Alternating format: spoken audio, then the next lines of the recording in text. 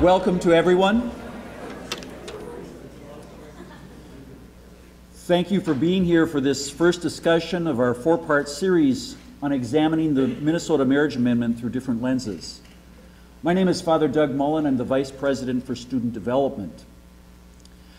Academic Affairs and Student Development here at the College of St. Benedict and St. John's University created this series of conversations as a means of helping our campus communities to sort through and consider the many complicated issues related to the proposed Minnesota Marriage Amendment. Through these conversations, we hope to offer you a model for critically examining any controversial issue. The proposed marriage amendment is a very divisive topic in our society, our church, and even among families, friends, and colleagues. Some people believe there is only one right way to understand the issue, and they seek to silence or drown out those voices which are not in agreement with them. Others deal with the tension by treating the proposed marriage amendment as a private matter to be avoided as a topic of critical conversation. We believe that neither of these approaches is helpful for this or any important topic. We believe that listening carefully with the ear of our hearts to the different perspectives and takes on the topic, and then respectfully challenging one another to deeper thinking on the matter is the best way to prepare ourselves to vote on November 6th and to live with each other afterwards. Our session today is being recorded, and that will be made available. For this reason, and out of respect for all who participate in the conversation, we ask that you refrain from using any recording devices during this session. Today's conversation, Same-Sex Marriage as a Constitutional and Political Issue, will begin with a presentation by Dr. Jim Reed and Dr. Seth Greenfest, professors of political science. Please join me in welcoming them to this forum.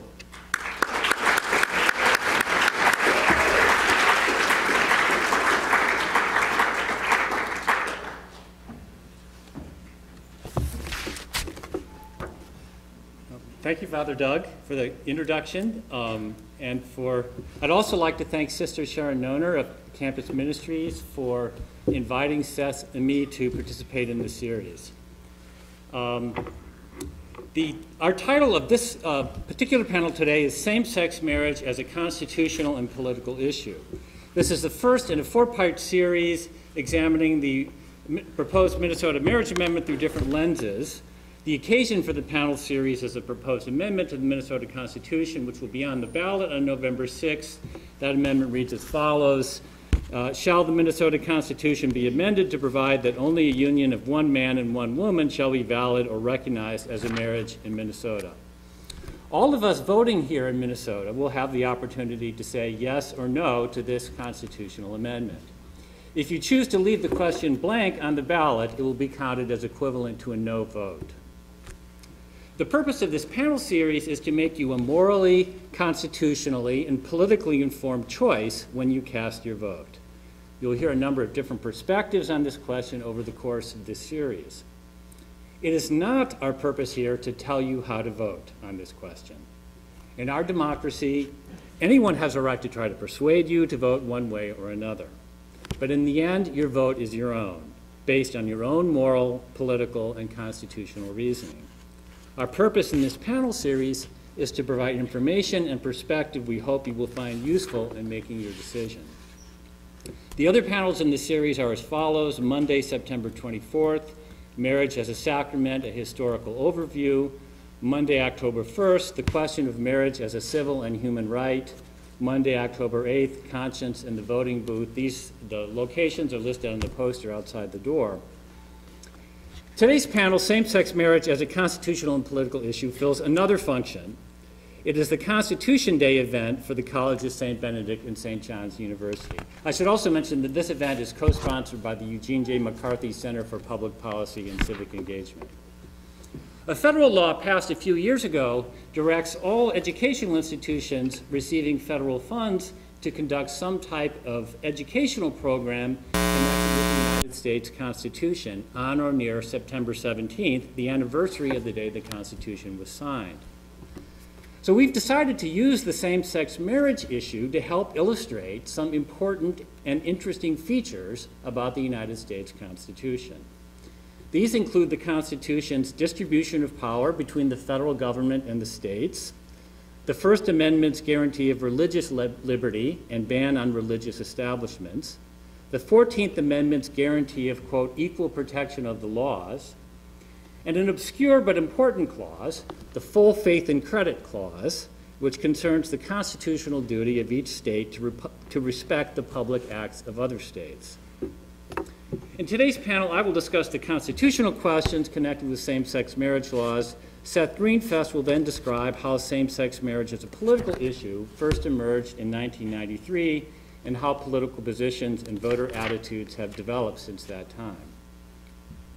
So here again is the text of the proposed amendment. Shall the Minnesota Constitution be amended to provide that only a union of one man and one woman shall be valid or recognized as a marriage in Minnesota? The Republican majority elected to the Minnesota legislature in 2010 voted to put this amendment on the 2012 ballot. The first question you might ask is, why a constitutional amendment banning same-sex marriage? Same-sex marriage is currently not allowed under Minnesota law. So what is the point of making same-sex marriage more illegal than it already is? The answer is that opponents of same-sex marriage want to prevent any future majority of the Minnesota legislature from legalizing same-sex marriage in the state, and also to prevent the Minnesota Supreme Court from ruling that same-sex couples have a right to marry, as has happened in several other states. A state's constitution is its fundamental law. It takes precedence over state legislative acts and guides state judicial rulings. If same-sex marriage were banned by a Minnesota constitutional amendment, it could only be legalized in the future by enacting another constitutional amendment reversing the first one. That is harder than repealing an ordinary law. But the United States Constitution takes precedence over the laws and constitutions of every state. And here's the next language I want to put up here.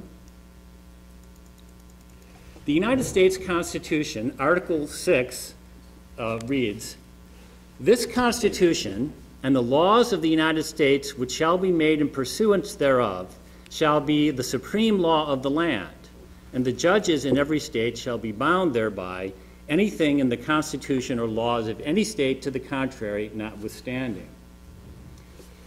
What this means is that any state law or any provision of a state constitution must be consistent with the United States Constitution. So this Minnesota constitutional amendment, if it passed, could in theory be overturned by the U.S. Supreme Court on grounds that it violates some provision of the U.S. Constitution. I'll later suggest that's unlikely to happen, but it could be done. It could be declared inconsistent with the United States Constitution. Right now, same-sex marriage laws are largely unexplored constitutional territory. There's been some action on same-sex marriage in federal district and appeals courts, but the U.S. Supreme Court has not yet directly addressed the issue. They will have to address it soon in some cases, but they have not directly addressed it yet. But our Constitution does not belong only to the Supreme Court. It's also our Constitution, the sovereign people of the United States. For that reason, nothing prevents us from examining the constitutional questions ourselves. The first constitutional question I want to raise is whether marriage law in general is a sphere of authority constitutionally vested in the federal government, reserved to the states, or shared by both. Article 1, Section 8 of the Constitution, which I'm not going to read out because it's long, just take my word for it. This is Article 1, Section 8. What it does, it says the powers that the Constitution vests in the Congress of the United States. And you can see there's a long list of powers. But take my word for it, you're not going to find anything about marriage in there. This language can be interpreted either narrowly or broadly. There has always been disagreement about where the line is drawn between federal power and state jurisdiction. But even under the broadest possible reading, it's difficult to find any constitutional authorization for Congress to define the nature of marriage for the people of the United States. Both the text of the Constitution and the historical record of its framing and ratification indicate that marriage laws were understood to be a matter reserved to the states. For that reason, the constitutionality of the Federal Defense of Marriage Act, passed by Congress in 1996, is currently disputed, and not only by liberals, but also by some conservatives. And there is a chance the Supreme Court may ultimately strike it down. Sept will tell you more about this law. Now, striking down the Federal Defense of Marriage Act is totally different from the state laws banning same-sex marriage. That's a different kind of constitutional question. Recently, the U.S. District Court of Massachusetts, over the summer, ruled part of the Defense of Marriage Act unconstitutional on grounds that the law, quote, intrudes on areas of exclusive state authority. That ruling and some other recent rulings challenging the law will be appealed to the U.S. Supreme Court, and we don't yet know what the final answer will be. So we might conclude that same-sex marriage, either laws for it or laws against it, are state decisions, pure and simple, and that whatever Minnesota voters decide on November 6th will be final. This may turn out to be the case. But there are some important constitutional considerations that prevent it from being purely a state decision. If a state law is found to violate the United States Constitution, even on matters normally reserved to the states, it can be overturned by federal courts. So here I want to turn to some clauses in the United States Constitution that might be relevant to the constitutionality of same-sex marriage laws, either for or against, enacted by Minnesota or other states. To advocates of same-sex marriage rights, the most relevant provision of the United States Constitution would be the 14th Amendment stipulation that, quote, no state shall make or enforce any law which shall deny to any person within its jurisdiction the equal protection of the laws. So that's here. This amendment was enacted after the Civil War. One of its purposes was to protect former slaves from racially discriminatory state legislation. The 14th Amendment was key to the United States Supreme Court's landmark race discrimination rulings in the 1950s and 1960s, like Brown versus Board of Education. The 14th Amendment was also the foundation for the court's ruling in the case of Loving v. Virginia, 1967, that state laws prohibiting interracial marriage were unconstitutional because these laws denied, quote, equal protection of the laws to mixed-race couples. So that even though marriage is a state law, in this case, if it violates the equal protection law, the equal protection clause of the 14th Amendment, as bans on interracial marriage were declared to do, it can be struck down by the court. Advocates of same-sex marriage equality see these two cases as parallel. To be prevented from marrying someone of the same sex is like being prevented from marrying outside your race. Same-sex couples, they argue, are denied the equal protection of the laws enjoyed by heterosexual couples. If the federal courts were to accept that argument, they could, in principle, overturn all state laws and state constitutional provisions forbidding same-sex marriage. Opponents of same-sex marriage deny that the two cases, interracial marriage and same-sex marriage, are alike. And interracial marriage is, in their view, legitimately a marriage, while same-sex marriage is not. Gay and lesbian individuals, they argue, have the same legal right to marry someone of the opposite sex as heterosexuals do, whether or not they choose to exercise that right. So in their view, the law is not discriminatory. This is the kind of constitutional question you might ponder as you decide how to vote on November 6th. Opponents of same-sex marriage typically focus on a different provision of the Constitution, the First Amendment's guarantee of religious liberty. Laws permitting same-sex marriage, they claim, violate the religious freedom of those who oppose them on religious grounds. So here is the religion clause of the First Amendment. Congress shall make no law respecting an establishment of religion or prohibiting the free exercise thereof. It will not surprise anyone here that much of the opposition to same-sex marriage comes from a religious perspective, including but not limited to the Catholic Church. But we should also note that there are religious arguments in favor of same-sex marriage and some religious denominations that do not object to it. To read again, the first part of the amendment, Congress shall make no law respecting the establishment of religion or prohibiting the free exercise thereof. This is the language referred to by shorthand as separation of church and state. It originally only restricted the federal government, but has since been applied also to the states via the 14th Amendment, the language I just read. Neither Congress nor any state can establish a religion. Neither Congress nor any state can violate citizens' rights to believe and worship as they choose. The First Amendment means that no law or government can tell any religious denomination what to believe or how to worship. If the Catholic Church or any other church believes that same-sex marriage is sinful and contrary to God's will, then no government or law can tell the church their belief is wrong or command them to change their teaching or require that they perform same-sex marriage ceremonies. But separation of church and state works the other way as well. The fact that a particular church considers something sinful and contrary to God's will is not by itself grounds for making it illegal or unconstitutional. Religious teachings differ, and if the doctrines of any one church were privileged over others and written into law, this would amount to a religious establishment of the kind prohibited by the First Amendment. Opponents of same-sex marriage realize that such laws cannot be struck down simply because they do not accord with certain religious beliefs. Instead, they make two types of argument: a harm argument and a rights-based argument. The harm argument is that same-sex marriage carries negative consequences for children or for society as a whole.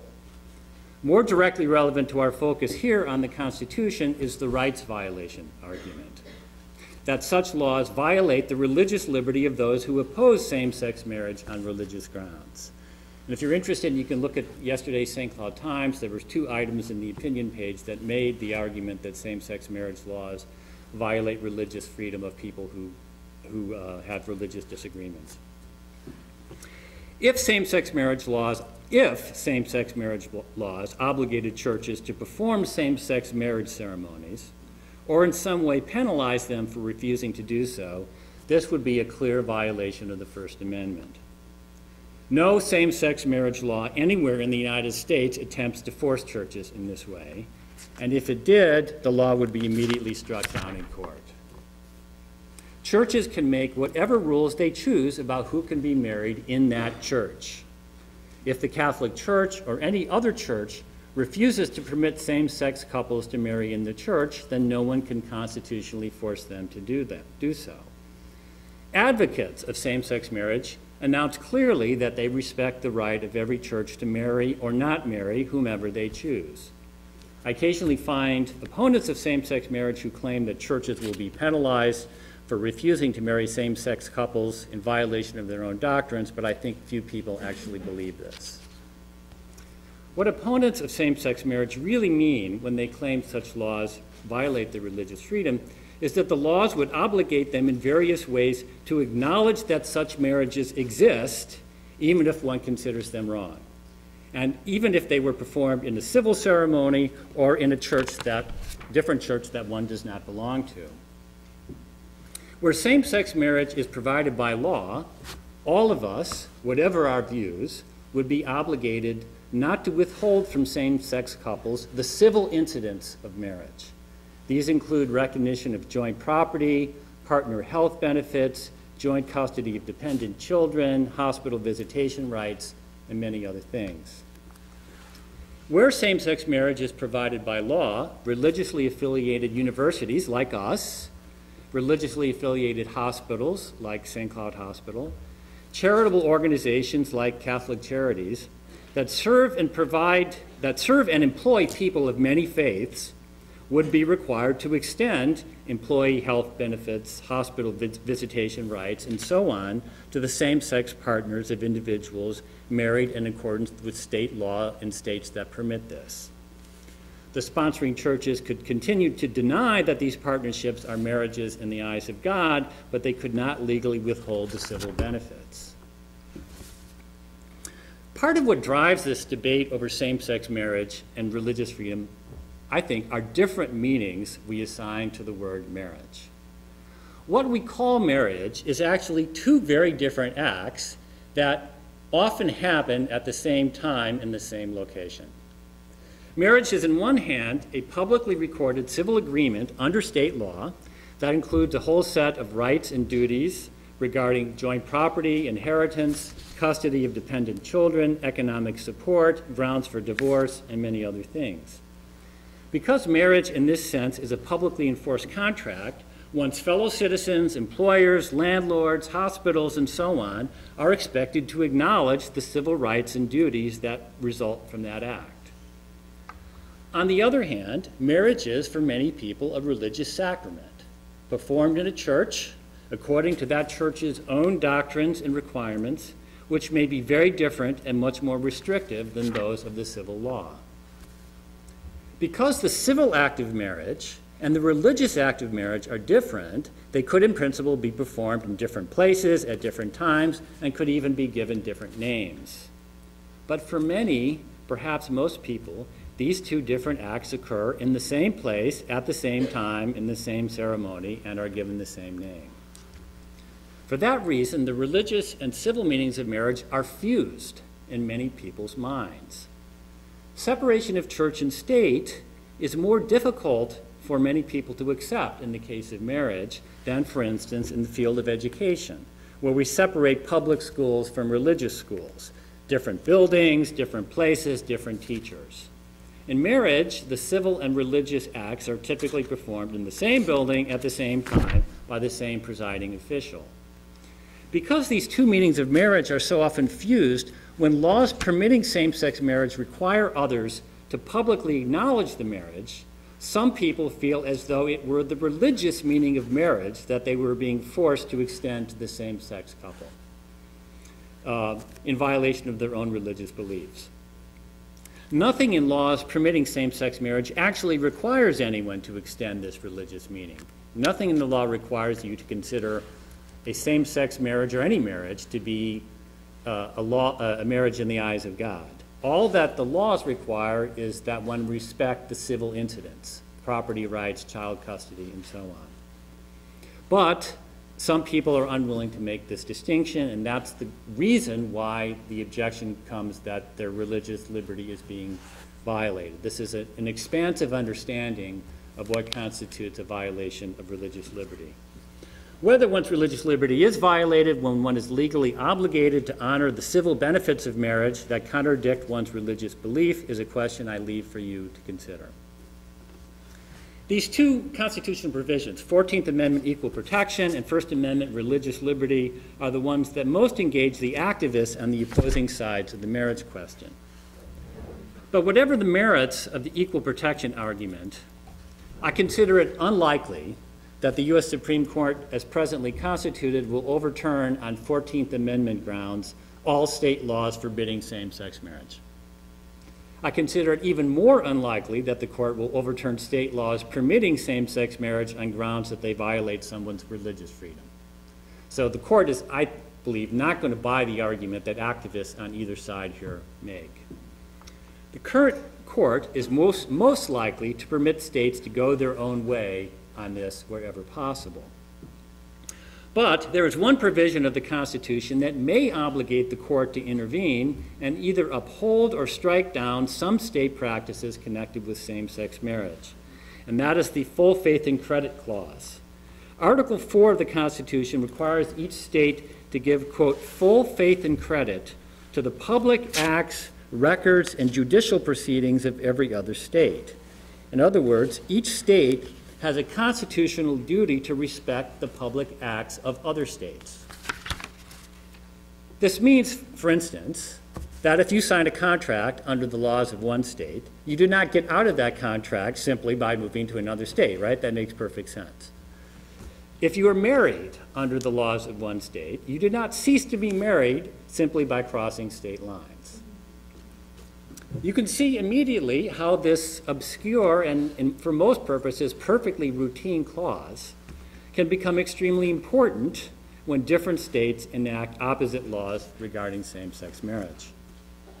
A state might have the constitutional right to only allow heterosexual marriages to be performed within that state.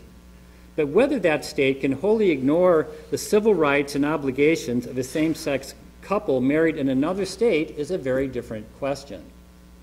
The Federal Defense of Marriage Act holds that states are not obliged to honor the Constitution's full faith and credit clause in the case of same-sex marriage, but that question is ultimately for the U.S. Supreme Court to determine. I'm going to show you the language there. This here is the part of the Defense of Marriage Act that basically says the full faith and credit clause does not apply in the case of same-sex marriage. No state shall be required to give effect to any public act, record, or judicial proceeding of any other state between persons of the same sex. So basically, this Congress is here trying to turn off the full faith and credit clause. But that is actually ultimately a matter for the U.S. Supreme Court to determine. Can a hospital in Louisiana prevent one member of a same-sex couple married in Hawaii from visiting her ill or dying partner? Can Oklahoma refuse to produce a birth certificate for a child adopted by a same-sex couple married in New York? What happens when a same-sex couple married in Massachusetts splits up and one of them files for divorce in Texas? This actually happened, I'm not making it up. How does Texas process the dissolution of a marriage it claims never existed? All of these are based on real cases. I would suggest that these complicated, confusing state versus state cases, that is where the most important constitutional decisions about same-sex marriage will be made in the coming years. They will not be made all at once, but over time, on a case-by-case basis, as federal courts try to sort out the mess created by states driven in opposite ideological directions on this question. This brings us back to the decision that all of you face on November 6th. Whatever decision you make on this proposed ban on same-sex marriage carries consequences. How we vote has consequences for how we treat our fellow Minnesotans affected one way or another by this law, for how we as a state respond to the laws and citizens of other states on both sides of this ideological divide, and for how we understand and talk about our shared Constitution. I encourage you to go to the voting booth having given careful consideration to these moral, political, and constitutional consequences. Thank you.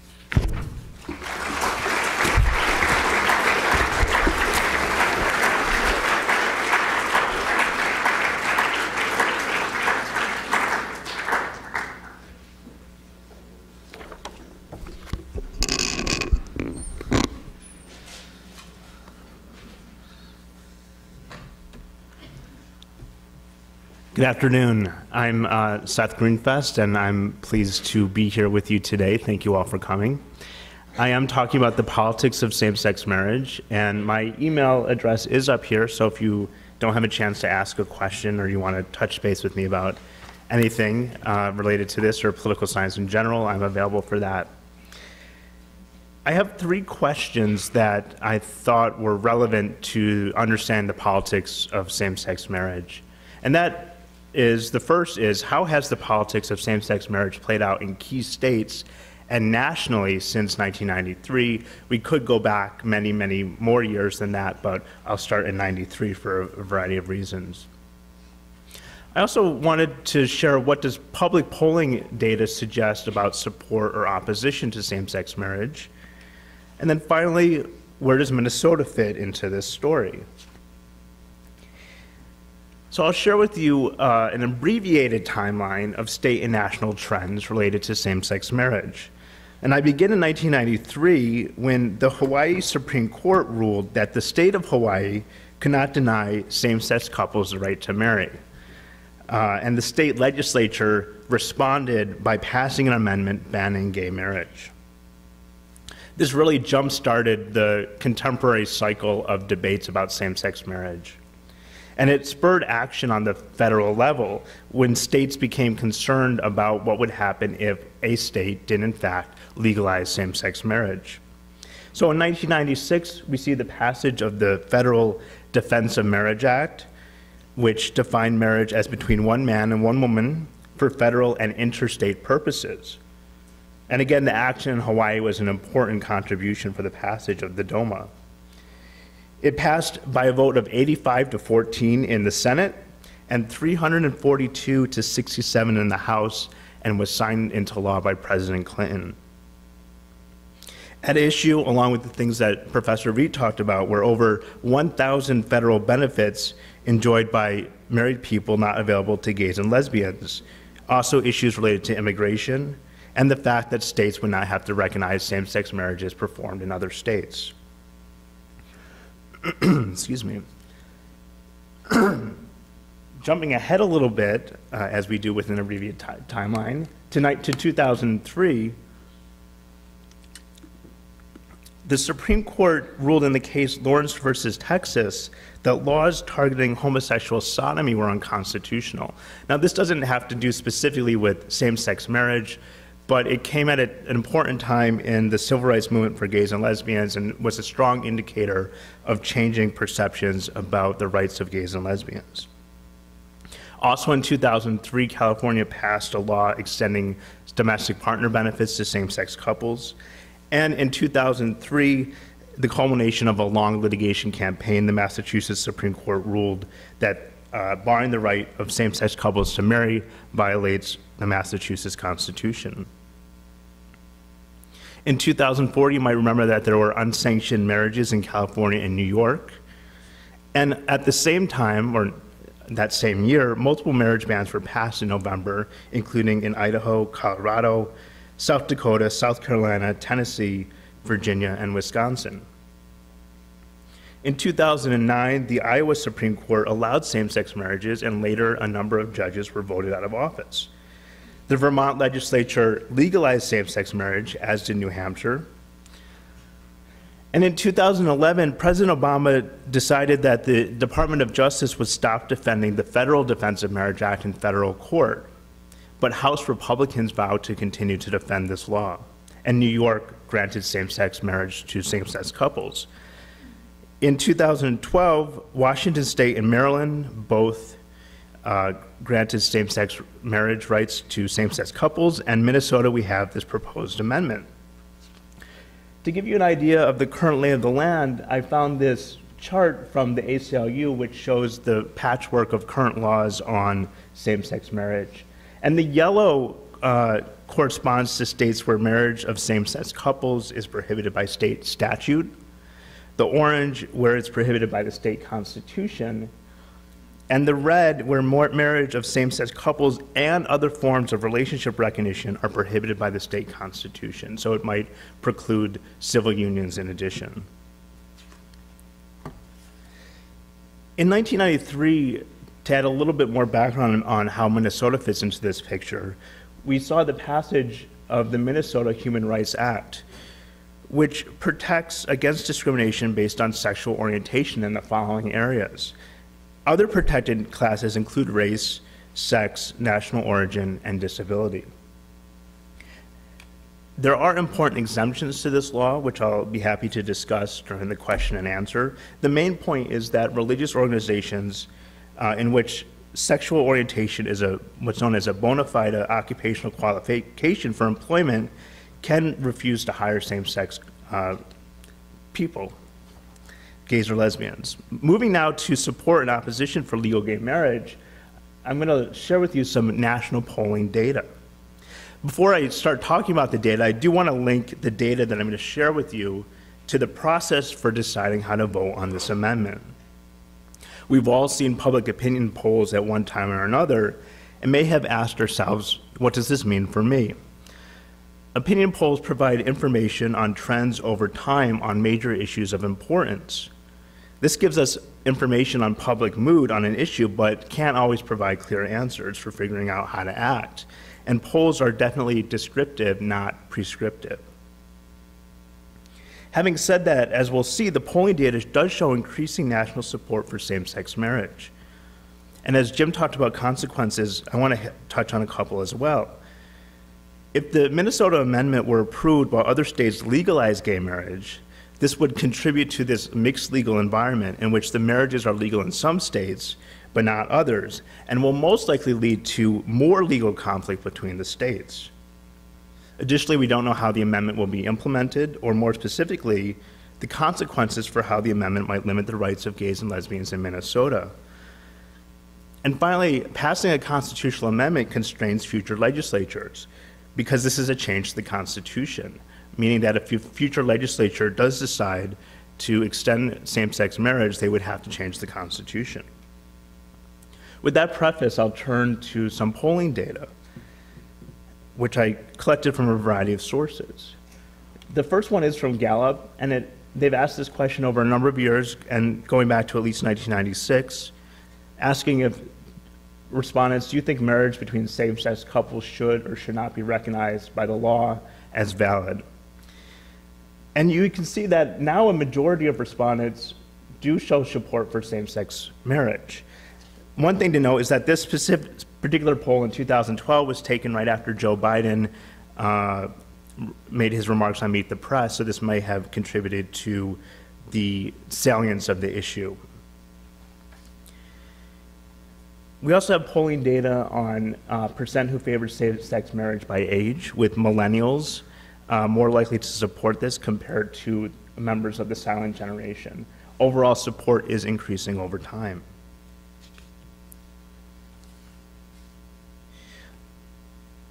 Support is highest among those who are religiously unaffiliated.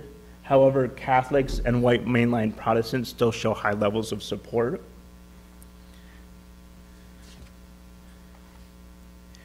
Probably not surprisingly, Democrats and independents are more likely to show support than Republicans. And women show some more support than men.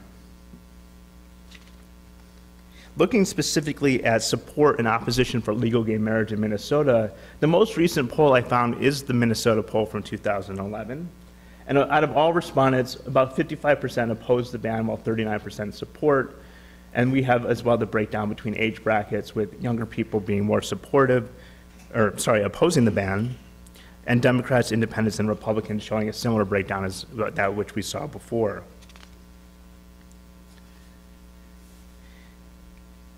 I have a couple of conclusions to share. So nationally, we've seen that support for same-sex marriage has increased over time, but there are important differences in support and opposition among various demographics. And here in Minnesota, the most recent polling data is over a year old. And you might remember the example of North Carolina, where the polling data showed that the amendment was going to fail, but it ultimately passed. So polls certainly may be unreliable. That all comes against a backdrop, though, of a history and environment for protection of sexual orientation, as evidenced by the Minnesota Human Rights Act. And so we have these various considerations that are contributing to the decisions that people will be making about whether to support or oppose this amendment. That concludes my official remarks. We do have a microphone here for you to ask questions, and I encourage you to take advantage of that, and both Jim and I will be happy to respond to any questions that you do have. Thank you.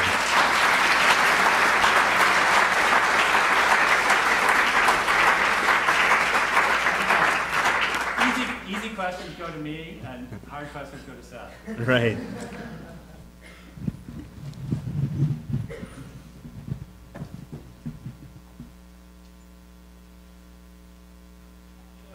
Yeah, yes, is there a please. microphone, or could we just, why don't we just move it around? Step off here. Yes.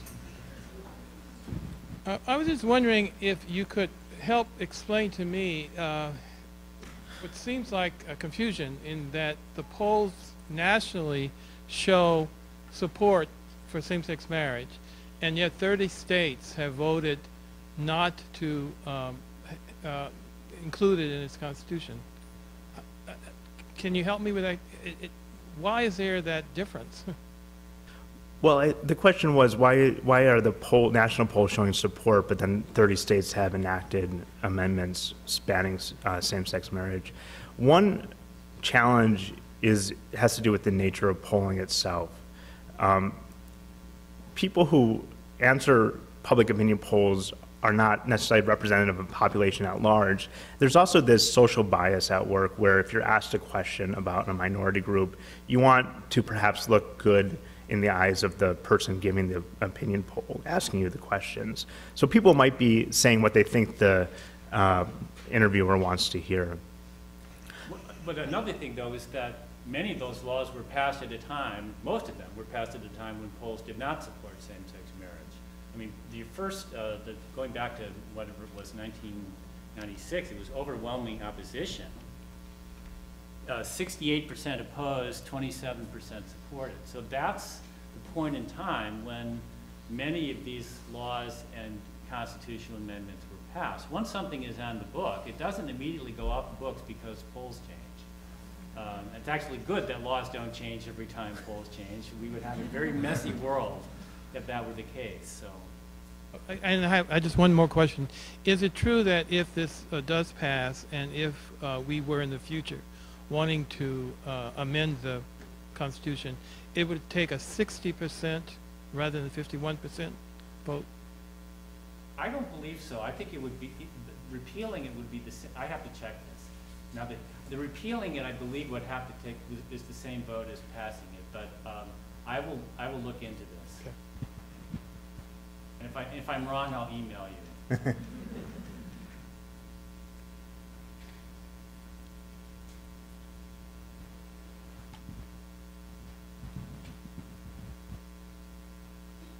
I should also mention, though, the legislature has to vote to put it on the ballot for a constitutional amendment. It's not petitioned in like in California. It's got to be a legislative act to put it on the ballot. Jim and Seth, thank you. I'm Carrie Shane Davis-Zimmerman. I teach in the theology department.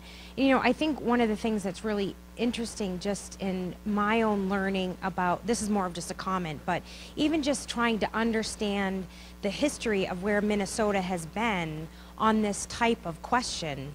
And I know for me, I personally struggle with, okay, are we talking about same-sex marriage? Are we talking about a civil union? And all the different terms, and I think it's hard to keep straight just what exactly we're always talking about, you know, and I just offer that up as, you know, here's a almost 40-year-old adult trying to keep track of what are we talking about by same-sex marriage rights, what are we talking about with civil union rights. And I know lots of times when I teach on this issue in the class, in my classes, I'm having to explain that not all of the same rights come under civil union, and not all of the same rights would come under same-sex marriage. Just offering up a comment. Can I just respond on that too? Because I think in my describing marriage as in one sense a civil contract, somebody could say, well, then why aren't civil unions, civil contracts a perfectly adequate substitute? And the answer is that you would have to do all of those contracts separately. Every single thing that would come immediately and without having to write it out to a heterosexual married couple would have to be put in print and signed by a lawyer and everything else. And second, it would only be a contract between those individuals. There wouldn't be the same kind of obligation to the rest of society. So civil contracts of the sort that are less than marriage really are discriminatory. A civil contract that was exactly like a marriage would be a marriage.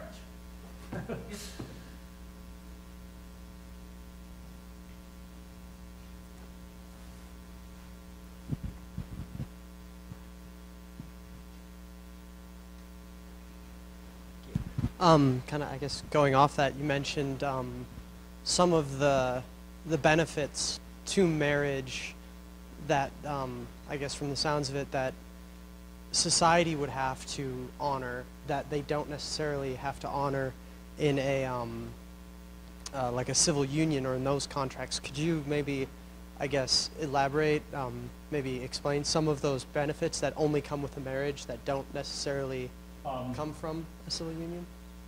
Well, there's military benefits, for instance. If you serve in the United States military, you know, provide death benefits of a spouse. Also, rights of housing. The federal government has all sorts of things. And under the Federal Defense of Marriage Act, even if you had a civil contract, the Defense of Marriage Act would override all of those things, whereas it doesn't in the case of a marriage, or the federal section of marriage. So there's differences in tax status. I can't even think of all of them right now, but the military case by itself is a significant one. So just having a civil contract does not immediately bring all of what are the typical civil benefits, because they're not in your control. They're in the control of somebody else. Thank you.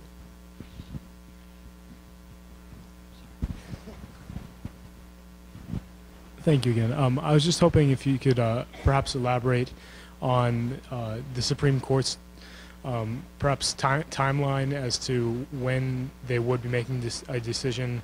Is there any way to gauge that as far as an urgency that they might have on that issue? If you could elaborate on that, that'd be great. Well, none of the cases are going to be decided before the election.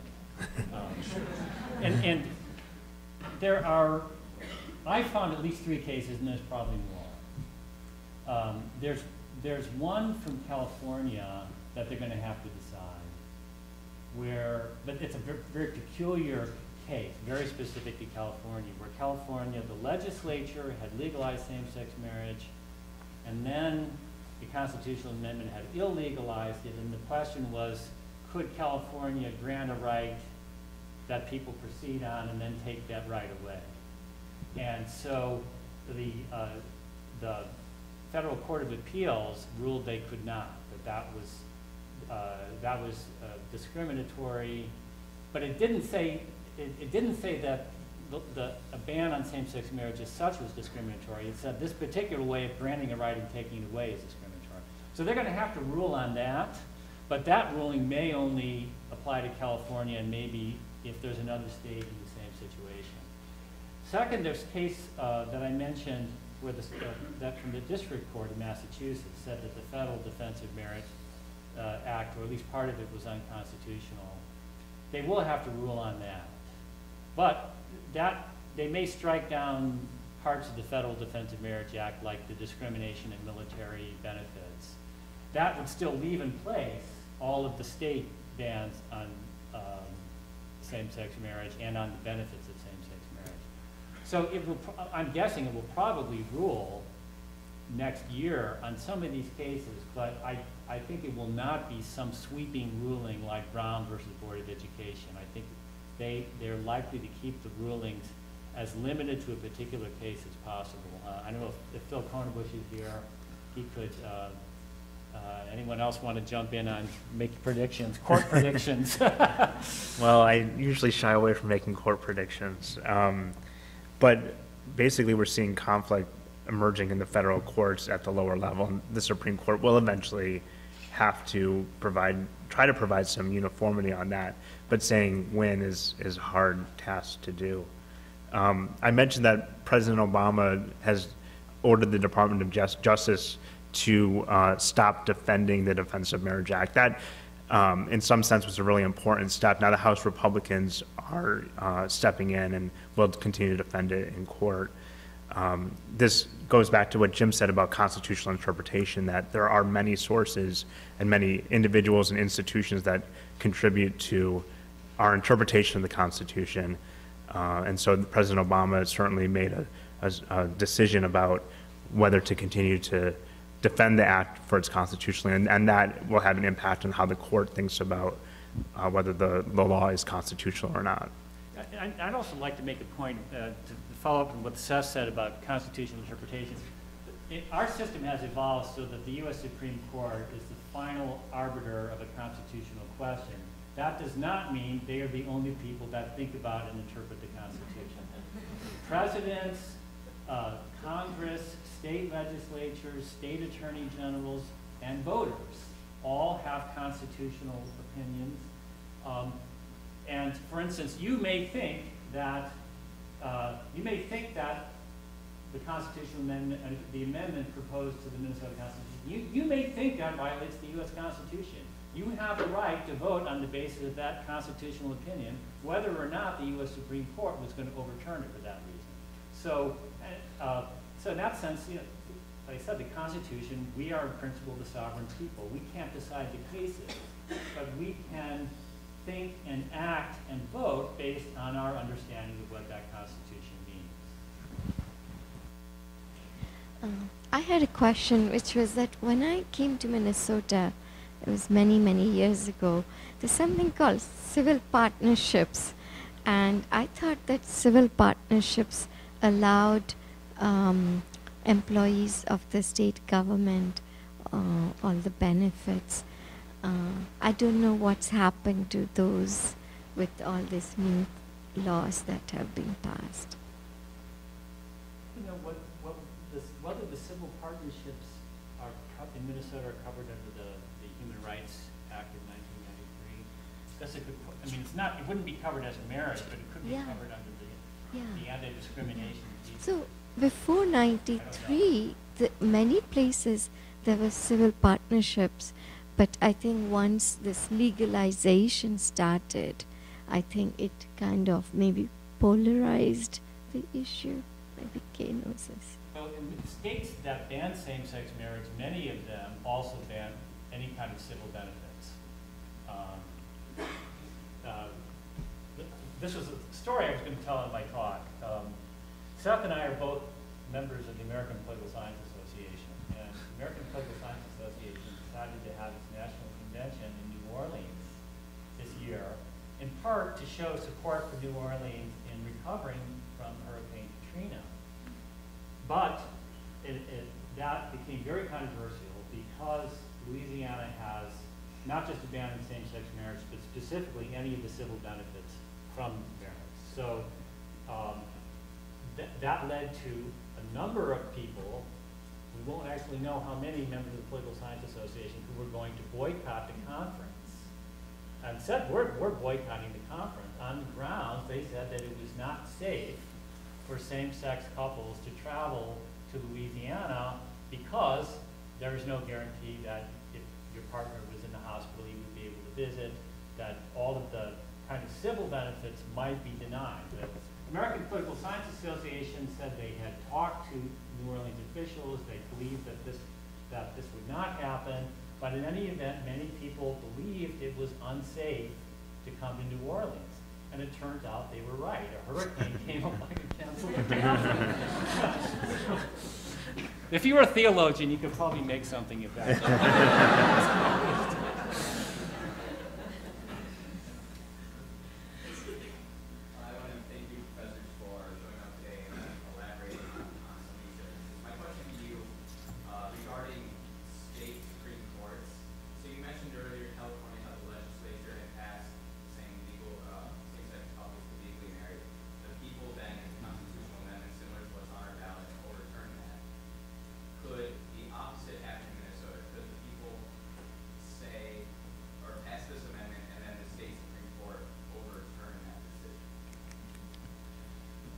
They could overturn it only on the basis of the United States Constitution. State Supreme Courts have the, I guess, privileged position of being able to interpret both the state constitution and the federal constitution. Now, their interpretations of the federal constitution can be overridden by the federal courts.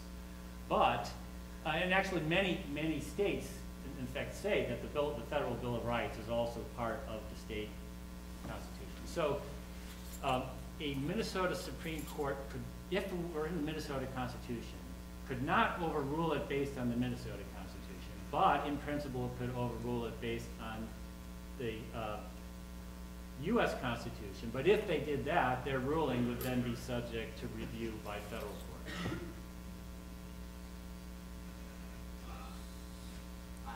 Thank you. Thank you very much for all this information. This is really great to hear explanation of the legal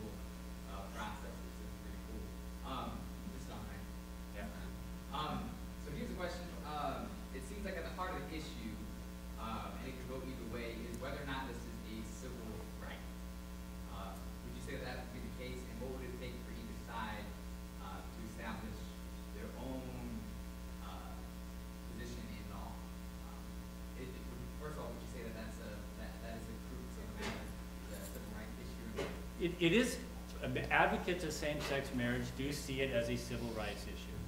To see it, the constitutional language from the 14th Amendment that I read out, that no state shall deny that any person the equal protection of the law. That is, by definition, a civil rights issue. What would, to make it so it is a civil rights issue, at least in the view of advocates of same-sex marriage.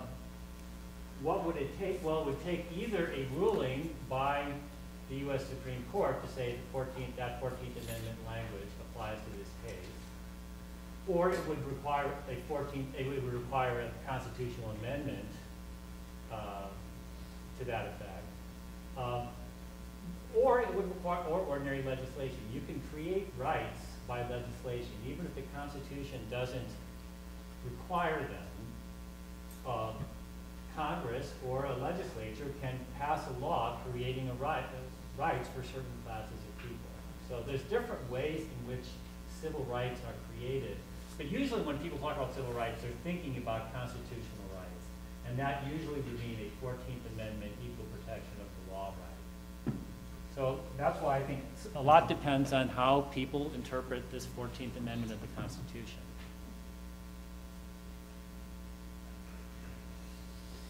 Okay, so you guys said, or in the Constitution under the full faith and credit clause, it says that the states have to respect public records and whatnot of all other states. Yeah. And then, I don't know if this is what I got, I'm not sure if this is true. And then the DOMA basically says that we're not going to follow that. When it comes to same-sex marriage. Yes, I can put the language up there if you want to see it. Yeah. Okay. The DOMA in effect says that full faith and credit does not apply to same-sex marriage. And DOMA is that was like created by Congress. Yeah, it was a law passed by Congress. So I was just wondering how is since that directly violates the Constitution, basically almost by word, how is the Supreme Court not strike that down? Well, yeah, that's a good question because it gets to constitutional processes a little bit. And so what we've found is that there is an escape clause to the full faith and credit clause if you are able to state that it's the strong public policy of the country or individual states not to follow that. So I'm actually hard pressed to think of other examples when Congress has done this, but it is constitutionally possible, which is a different question whether it's right or wrong. But well, the other thing is it has to be an actual case. The U.S. Supreme Court does not just pick an issue and say Congress is doing something we don't like. There has to be an actual case. And cases proceed slowly. And so that's why I think some of these cases, like the couple that's married in Massachusetts and divorces in Texas, those kinds of things, the same-sex couple pressing Oklahoma for a birth certificate, those are the kinds of things that may then get into court and then require the court to rule. But actually, that birth certificate case, the Supreme Court just said, we're not going to take it. So the Supreme Court is not, even if there's an important constitutional issue, the Supreme Court can just say, nah, we don't want to do it right now. But if enough of them happen, if there's enough of these kinds of cases, and especially if, as Seth said, if the lower federal courts have reached contradictory rulings, then the Supreme Court is going to have to eventually jump in. But it usually, just because there's something out there that might be violating the Constitution does not mean they have to act. Thanks again, professors. My question leads to traditionally when I've gone to the voting booth and looked at what I'm voting on, and my understanding, if I leave something blank, it just doesn't count. But that was the first time I actually ever heard that if you leave this category blank, it does count as a no. Right, and that's only for constitutional amendments. Okay. For if you're voting on a presidential race or anything else, if you leave it blank, it will be counted as only the votes that have been cast in that race will be counted. So but it's peculiar about constitutional amendments that it has to pass with 50% plus one of the people voting in the election. Okay. Is that something that you think that No, I expect most voters won't know that. I had the feeling in saying that I was giving you new information. Yeah. You all have an advantage now. Now you know. Actually, the opponents of this constitutional amendment are out there saying, listen, if you have any doubts, just leave it blank. Because they know that counts as no vote.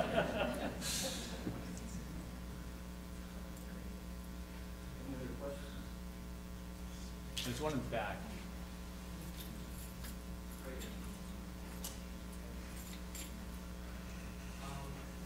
As it pertains to the poll that you have placed up there and that we displayed earlier, that's from Gallup. Yes. There was a poll, I believe, that came out a few weeks afterwards from the Washington Post that gave a third option of civil unions, and it split the results into three. And so I'm wondering what your thoughts are on that as to American public policy. Well, civil unions have definitely emerged as a public policy alternative to marriage, and this, I think, goes to what Jim was saying about what people think about when they think about marriage. It has a lot of sacred meaning, for lack of a better word, for a lot of people. And so civil unions have been proposed as an alternative. But what the opponents of civil unions argue and the proponents of marriage equality argue is that that distinction is a huge difference, and it creates a set of second-class citizens by not giving them what opposite-sex couples enjoy. But civil unions have been enacted in many states, and people are enjoying the benefits of that. So it's basically playing out on a state-by-state wide basis.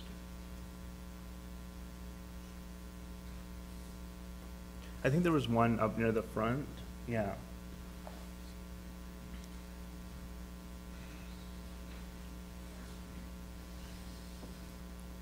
I was just wondering, with a couple upcoming presidential elections, how will that affect DOMA? And do you think that presidential candidates are going to work on pushing that either one direction or the other, or maintaining it? I just wonder how that will play out. Well, it's very clear. The presidential candidates are absolutely in opposite positions on this. I mean, yes, they not just pushing, they take diametrically opposed positions. Mitt Romney and the Republican Party say DOMA must be protected, must be defended. President Obama is violating his oath of office by not doing it. President Obama has said, in effect, it's still on the books. We hope that Congress will repeal it, but for the moment, we're not going to enforce it very enthusiastically, and they do plan to. President Obama came out in favor of repealing DOMA, so it really does divide the parties.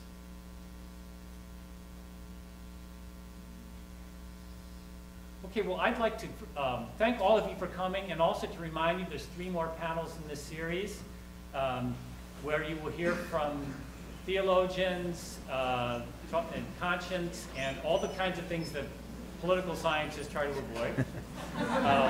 Thank you very much. Thank you. Good job. Thank you. This is still in my